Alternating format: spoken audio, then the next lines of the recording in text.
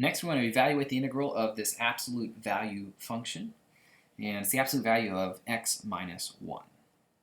So basically what you need to do is figure out where does x minus 1 equal 0. And that happens when x equals 1.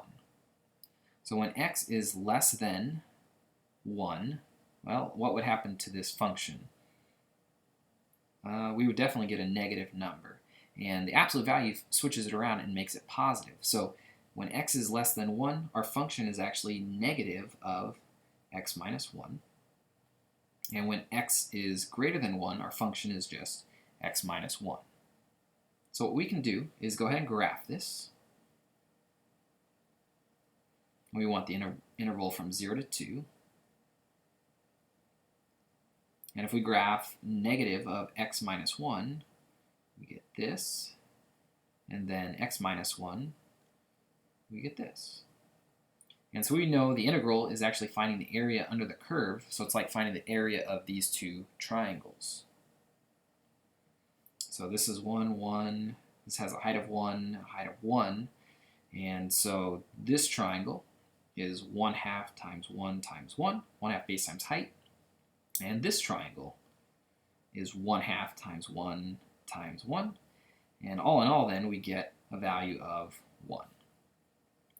Now, if you don't like the graphical approach, we could remember this, and so we would have the integral from 0 to 1 of negative of x minus 1 dx plus the integral from 1 to 2 of x minus 1 dx.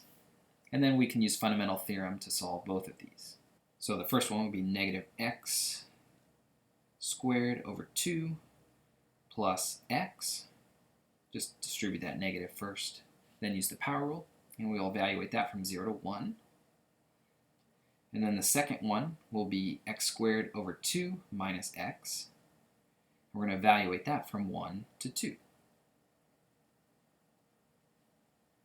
So we'll have negative 1 squared over 2 plus 1, and then minus 0, and then plus 2 squared over 2 minus 2 minus, here's where this parentheses come in, 1 squared over 2 minus 1. Now we want to solve that. So we have negative 1/2 plus 1 plus,